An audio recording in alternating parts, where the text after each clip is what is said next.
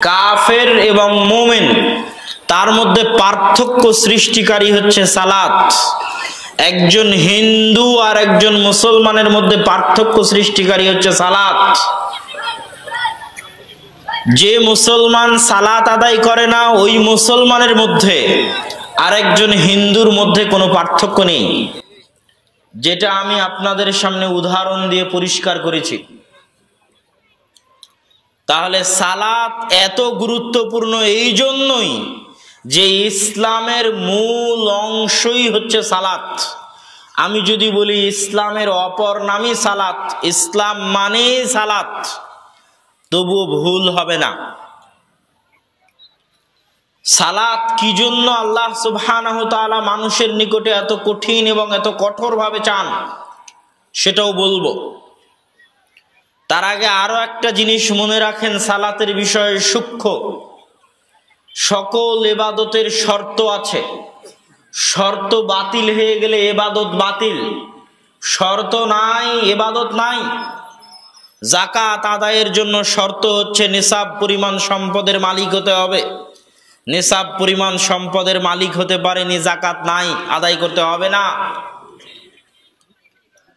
প্রত্যেক ইবাদতের জন্য শর্ত আছে।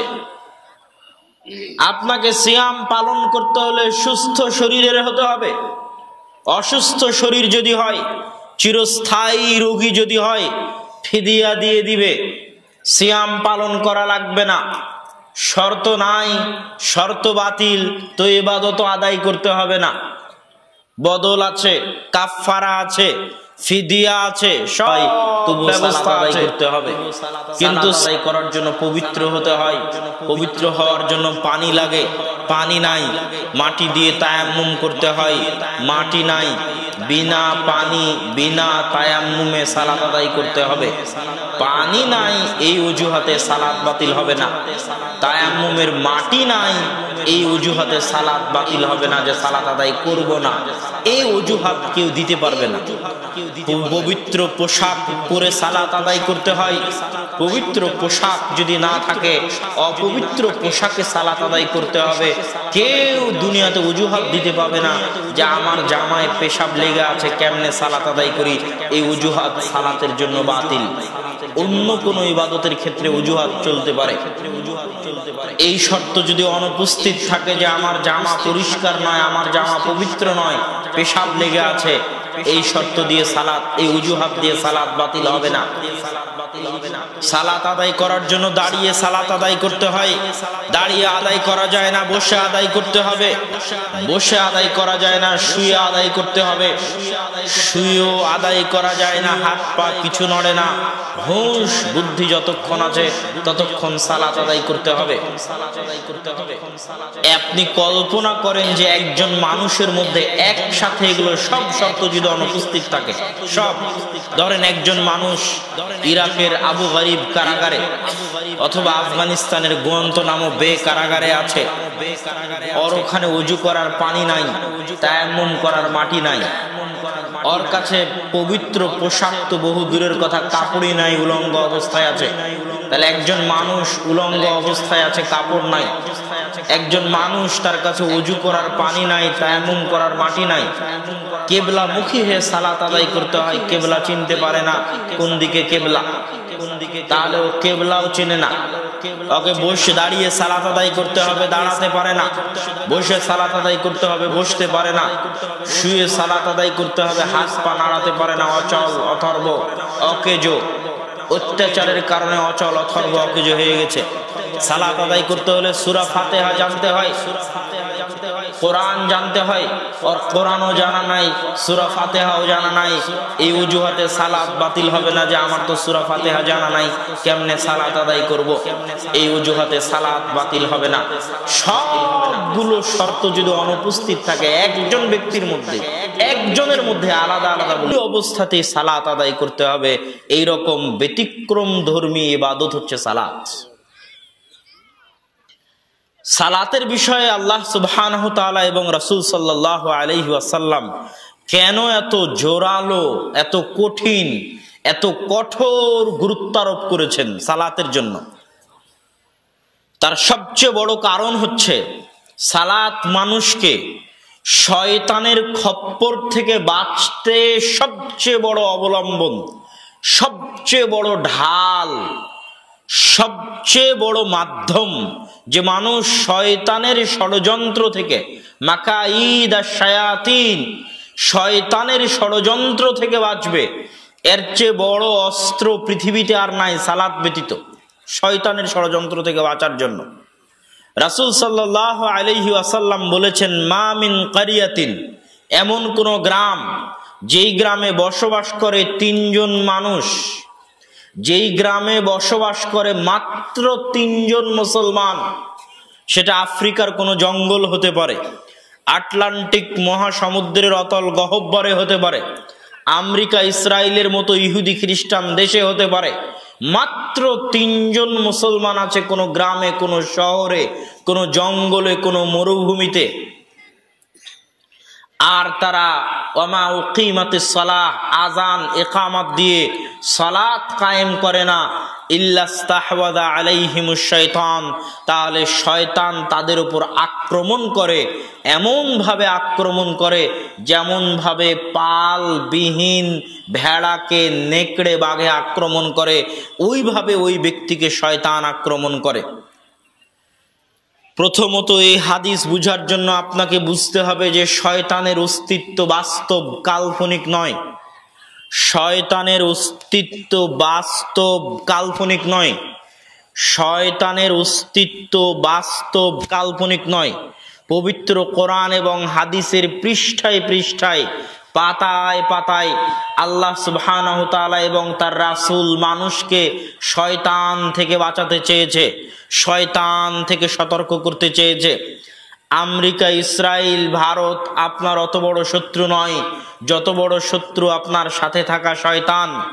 কেননা ওই আমেরিকা ইসরায়েলের সাথে কবে আপনার যুদ্ধ হবে আপনি জানেন না, কিন্তু আপনার সাথে যে শয়তান আছে ওর সাথে আপনার 24 ঘন্টার লড়াই, সকাল সন্ধ্যের লড়াই। এটা কাল্পনিক নয়, এটা বাস্তব। আল্লাহ সুবহানাহু তাআলা পবিত্র কোরআনে শয়তানের কথা আর রাসূল সাল্লাল্লাহু আলাইহি ওয়াসাল্লাম হাদিসে শয়তানের কথা এত বেশি পরিমাণে বলেছে যে শয়তানের উপর যদি আপনি বিশ্বাস না আনতে পারেন যে শয়তান বাস্তবে আছে, আপনি হেদায়েতের রাস্তা খুঁজে পাবেন না, বরং আপনি ধোঁকা খেতেই থাকবেন, ধোঁকা খেতেই থাকবেন। দেখেন, আলোচনায় ফিরে যাওয়ার আগে এখানে 2-1 মিনিট শয়তান সম্পর্কে 2-একটা কথা বলে নেই। কেননা শয়তান থেকে বাঁচাতেই সালাতের উপর এত কঠোর ও কঠিন গুরুত্ব আরোপ। সেটা কিভাবে, সেটাও আমি খুলে ব্যাখ্যা করে আপনাদেরকে বুঝাবো, কিন্তু তার আগে শয়তানকে বুঝেন। আল্লাহ সুবহানাহু তাআলা পবিত্র কোরআন মাজিদে বহু জায়গায় বলেছেন, ইন্নাশ শাইতানা লাকুম আদুউম মুবিন, শয়তান তোমাদের প্রকাশ্য শত্রু। শয়তান কি করে?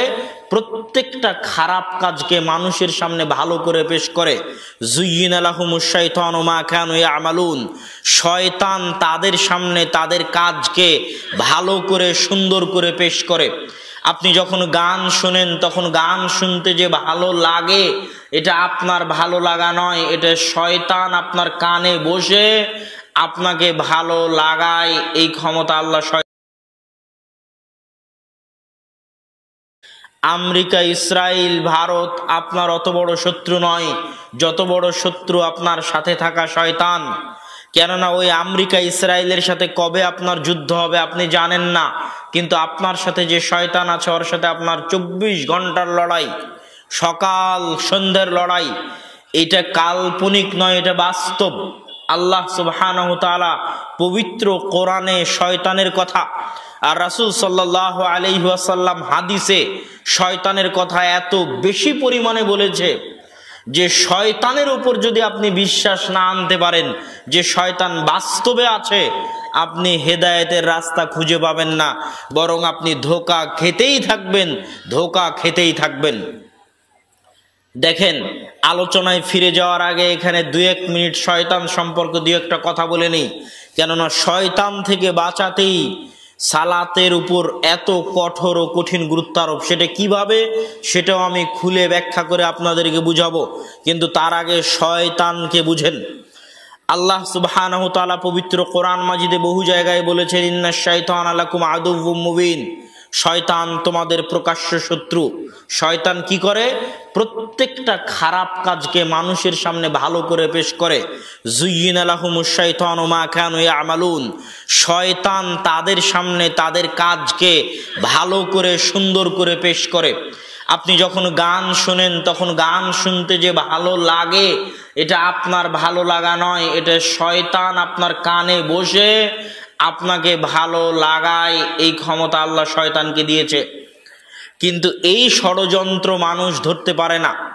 রাসূল সাল্লাল্লাহু আলাইহি ওয়াসাল্লাম হাদিসে বলছেন যে মানুষ যখন ফজরের সালাতের সময় ঘুমিয়ে থাকে তখন শয়তান মানুষকে বলে নাম নাম নাম, ইন্নাল লাইলা লাতাবিল, ঘুমাও ঘুমাও, রাত অনেক লম্বা, এবং 3টে গিট দিয়ে দেয়। তো যদিও শয়তানের এই প্ররোচনায় পা না দিয়ে সকালবেলা যখন শীতের রাতে আপনাকে ঘুমাতে ভালো লাগে, এই ভালো লাগাটা আপনার ভালো লাগা নয়, এটা শয়তানে ভালো লাগায়। কিন্তু যতক্ষণ আপনি শয়তানকে চিনতে পারেননি ততক্ষণ তো আপনি মনে করবেন আমাকে ঘুমাতে ভালো লাগছে, এটাই ধোঁকা।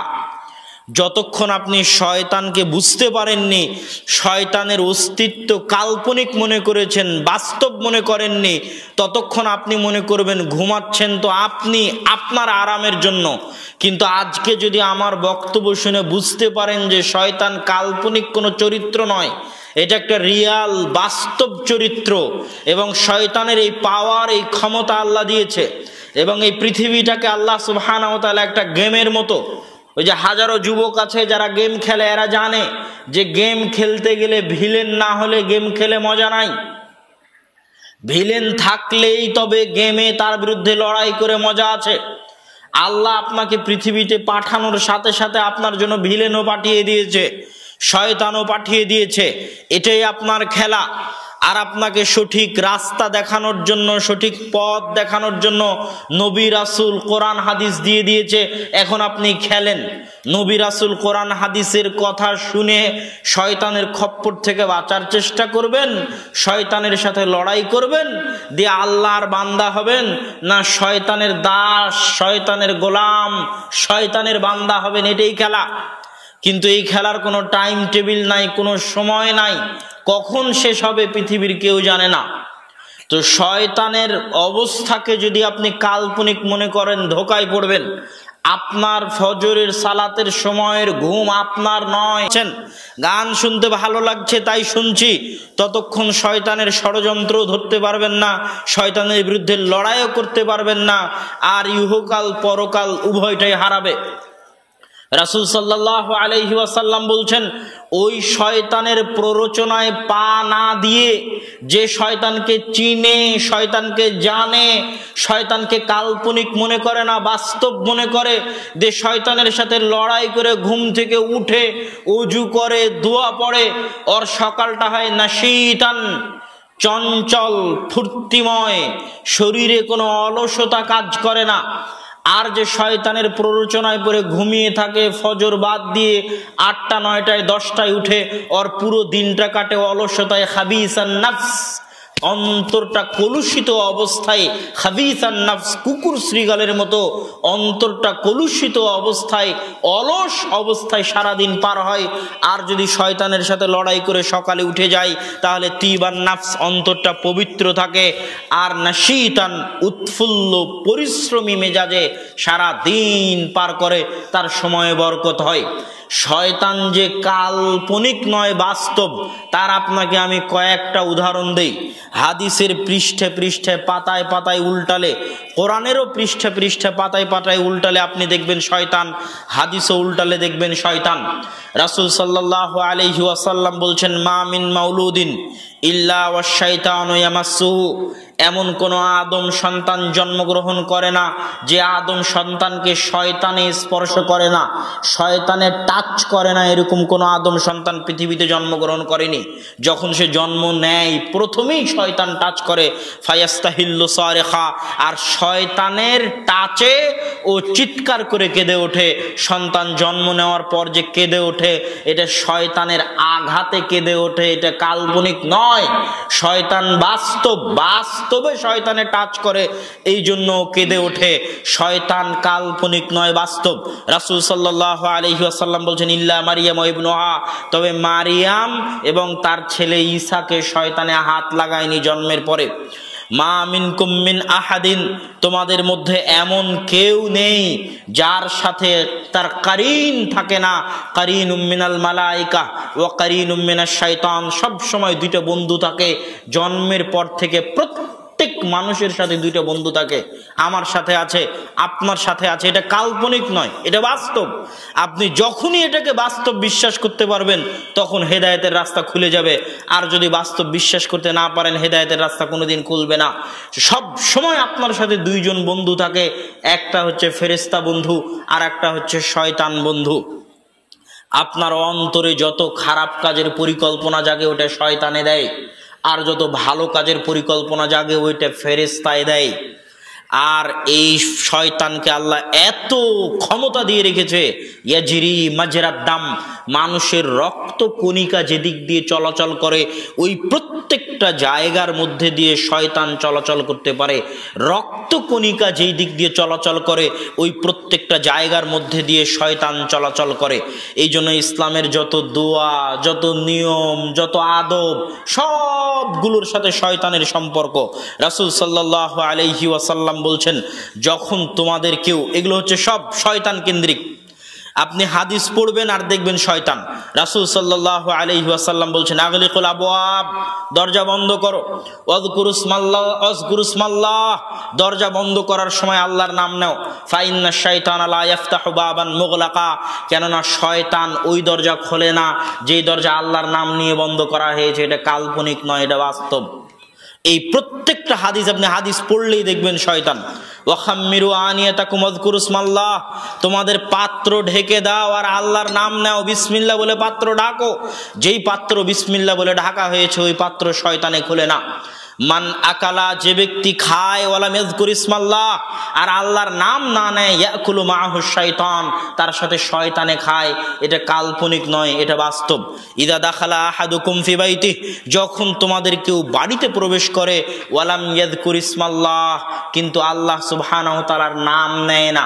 আল্লাহর নাম মানে আসসালাম, এটা হচ্ছে আল্লাহর নাম। সালাম মানে শান্তি, শান্তি আল্লাহর নাম। যখন তোমাদের কেউ বাড়িতে প্রবেশ করে আর আল্লাহর নাম নেয় না, মানে আসসালামু আলাইকুম বলে না, সালাম আল্লাহর নাম, শান্তি আল্লাহর নাম, আসসালামু আলাইকুম বলে না, তখন শয়তানে চিৎকার করে বলে আর সঙ্গী সাথীদেরকে, এই সঙ্গী সাথী, এই বাড়ি তোমাদের মাবিতুকুম ওয়া আশাকুম, এই বাড়িতে তোমাদের থাকার জায়গা, এই বাড়িতে তোমাদের খাওয়ার জায়গা, এখানে থাকো, খাও, আড্ডা দাও। আর যদি ঢোকার সময় বলে আসসালামু আলাইকুম, তাহলে শয়তান তার সঙ্গী সাথীকে বলে এই বাড়িতে তোমাদের থাকারও ব্যবস্থা নাই, এই বাড়িতে তোমাদের খাওয়ারও ব্যবস্থা